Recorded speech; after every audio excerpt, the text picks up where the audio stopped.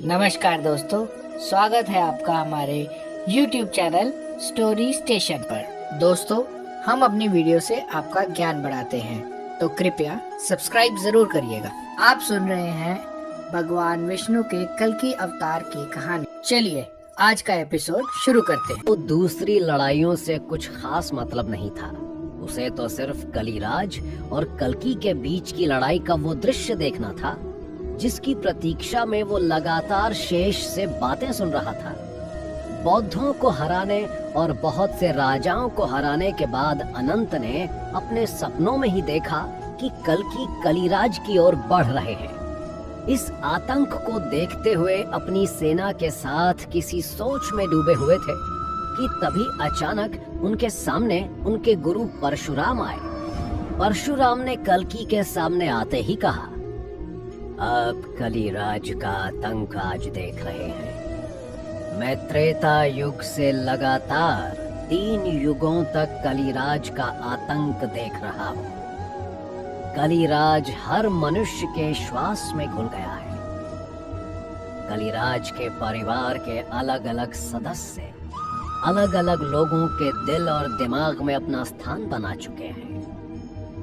अगर आपको कलयुग को सतयुग में बदलना है तो लोगों के दिमाग से अधर्म से शुरू हुए कलिराज के उस परिवार को समाप्त करना बहुत आवश्यक है।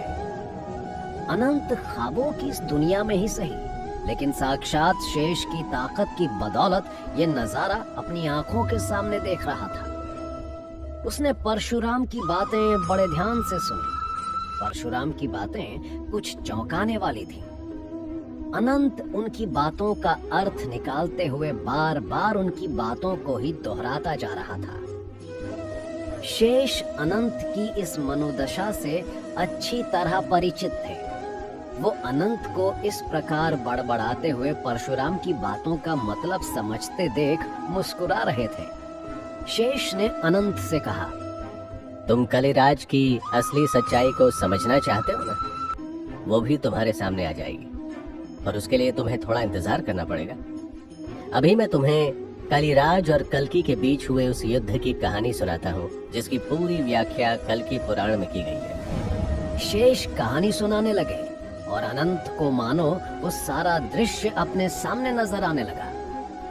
कल्कि पुराण में लिखा है कि जब कल्कि बहुत से अधर्मियों को इस दुनिया से खत्म कर देंगे, तब सतयुग साक्षात एक जीते जागते इंसान की भांति उनके सामने आएगा और वो कलिराज के विरुद्ध हो रहे इस युद्ध में उनका साथ देगा। उस समय इस धरती पर खस, कंबोज और बर्बर नाम के कुछ गांव या कस्बे जैसी एक जगह होगी जहां कलिराज स्वयं निवास कर रहा होगा। वो स्थान देखने में बहुत ज्यादा विभत्स और डरावना होगा। वहां जगह जगह हड्डियों के ढांचे पड़े होंगे। गायों को बहुत बुरी तरह से वहां काटा जाएगा और उसकी बदबू से सांस लेना भी वहां आम लोगों के लिए दुष्कर होगा। कौवा और उल्लू हर पेड़ की डाल पर दिखाई देंगे। बड़ों का सम्मान करने वाला कोई न होगा। वो एक ऐसी भयानक नगरी होगी जहां एक आम आदमी जाने से भी डरेगा। वहीं कलिराज का निवास स्थान होगा। कल्कि को जब कलिराज के ठिकाने का पता चलेगा तो वो धर्म, सतयुग, न्याय जैसी अपनी सेना के साथ अधर्म के पूरे परिवार और उनके परिवार के मुखिया कलिराज को मारने इस डरावनी नगरी में आएंगे। सबसे पहले कलिराज के परिवार के सदस्य क्रोध और भय के साथ कल्कि की सेना के अभय और सुख का एक लंबा युद्ध होगा। वहीं इस युद्ध में महिलाएं भी भाग लेंगी। कलिराज के परिवार की निरय और कल्कि की सेना में मौजूद प्रीति नाम की महिला योद्धा आपस में एक दूसरे पर प्रहार करेंगे। इस प्रकार धीरे धीरे कलिराज का पूरा परिवार, जिसके बारे में हमने पहले भी सुना था, वो कल्कि की पूरी सेना के साथ भयानक युद्ध करेंगे और इस युद्ध में कल्कि की मौजूदगी के कारण कलिराज की एक न चलेगी और कलिराज धीरे धीरे अपने लोगों को खोता जाएगा। इससे कलिराज का अहंकार धीरे धीरे समाप्त होता जाएगा। हो सकता है कि इस युद्ध में दोनों ओर से भाग लेने वाले इन लोगों का नाम सुनकर आप थोड़े कंफ्यूज हो रहे हो, आपको समझने में थोड़ी कठिनाई हो रही हो, और अगर इसी कठिनाई के साथ आप बेचैन भी हो रहे हैं तो भी इस एपिसोड को छोड़कर कहीं मत जाइएगा, क्योंकि यही कलयुग की सच्चाई है। थोड़ा धैर्य का दामन थाम कर बैठिए और इस एपिसोड के खत्म होने का इंतजार कीजिए, क्योंकि कलिराज की असली सच्चाई और कलयुग का असली सच आगे आपके सामने आने वाला है। पर फिलहाल कहानी अगर शुरू कर ली है तो उसका अंत करना भी जरूरी है, इसलिए चलिए कलिराज और कल्कि के बीच के इस युद्ध को कल्कि पुराण के हिसाब से और समझने का प्रयास करते हैं। कलिराज की सेना में मौजूद एक और महिला योद्धा मृत्यु और माया भी कल्कि की सेना में मौजूद दया और करुणा के साथ युद्ध करने लगे। वैसे तो अक्सर माया और मृत्यु के मुकाबले दया और करुणा हार ही जाते हैं, कलयुग का यही रिवाज है। परंतु कल्कि की उपस्थिति में धर्म का परिवार अधर्म के परिवार से हारने वाला नहीं था। धर्म के परिवार को बहुत सारी शक्तियां मिल चुकी थीं। अधर्म का परिवार धीरे धीरे हार रहा था। अधर्म और कलिराज की सेना समाप्त होती जा रही थी। सतयुग ने कलिराज के साथ नाराज होकर युद्ध शुरू किया।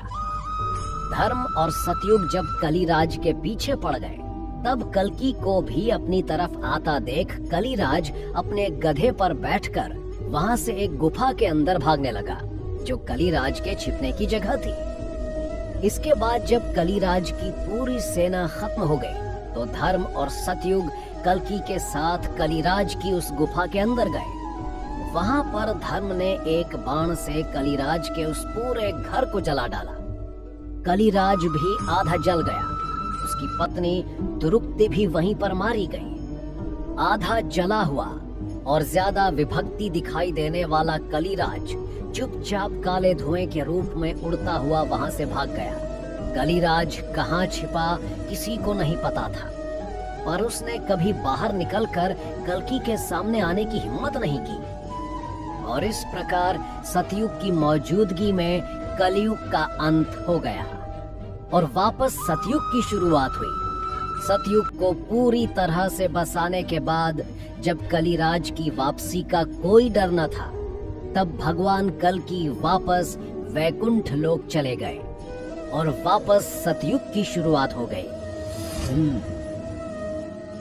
कलिराज पूरी तरह से मरा नहीं, वो कहीं जाकर छिप गया, और इसके बावजूद भी कल्कि वैकुंठ चले गए। क्यों? अगर उसने सतयुग में फिर से सबको परेशान किया तो? कलिराज समय के साथ सामने आया एक बुरा वक्त, एक बुराई ही है। तुम इसे बुरा समय भी कह सकते हो। और समय कभी मरता नहीं, बस अपना रूप बदलता है। इसीलिए कलिराज कभी मर नहीं सकता, बस इसीलिए वो भी छिप गया। जब हम लोगों का बुरा वक्त आएगा, जब हम बुराई को अपने दिमाग में वापस जगह देने लगेंगे, तब कलिराज वापस सामने आ जाएगा। अनंत को बातें पूरी समझ में नहीं आई। अनंत के मन में कई सवाल घूम रहे थे जो अब शेष के सामने थे, पर शेष सच्चाई जानता था। वो मुस्कुराने लगा। उसकी मुस्कुराहट में एक राज छिपा था, जिसका अर्थ शायद आप भी अनंत की तरह नहीं समझ पाए होंगे, और इसका मतलब आपको हमारे अगले एपिसोड में अच्छी तरह से समझ में आ जाएगा। अगला एपिसोड सुनने के लिए चैनल को करें सब्सक्राइब, लाइक, शेयर और कमेंट करके हमें जरूर बताएं आपको ये एपिसोड कैसा लगा। धन्यवाद दोस्तों।